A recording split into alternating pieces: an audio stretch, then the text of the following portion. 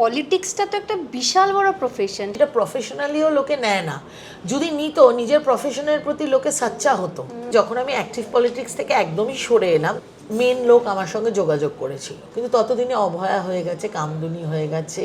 আমি end of the day ভাবলাম, দেখ আমার হয়তো কোনো কমিটিতে একটা 1-1.5 লাখ টাকার কিছু একটা হবে, বা আমি হয়তো দুটো ওয়েব সিরিজে কারোর রেফারেন্সে কাজও পেতে পারি, কারণ অনেকেই জানে এখানে রেফারেন্সে কাজ হতো, পলিটিক্যাল রেফারেন্সে। সারা জীবন তো ব্যর্থ কবিদেরই ভালোবাসলাম, হঠাৎ করে এখন একটা বড় পাবলিকেশন হাউসের এডিটরকে ভালোবেসে কি হবে?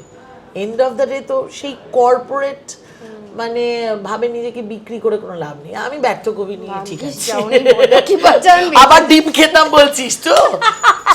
আমি যদি প্রত্যক্ষ পলিটিক্স করি, এটাও একটা চান্স আছে আমার দল যদি কোনো ভুল করে, আমার পছন্দের দল, সেটা আমি ওপেনলি বলতেও পারবো না। আপনি অভিনয় করতে এসছেন, অভিনয়টা করাটা আপনার টার্গেট নয়, কোনো রকমে জেনে গিয়ে একটু দিদির পাশে দাঁড়িয়ে একটু গুতুনি খেয়ে যদি একটা কাউন্সিলর বা এমএলএর টিকিট জোগাড় করা যায়, মানে ওটাই আমার আলটিমেট গোল।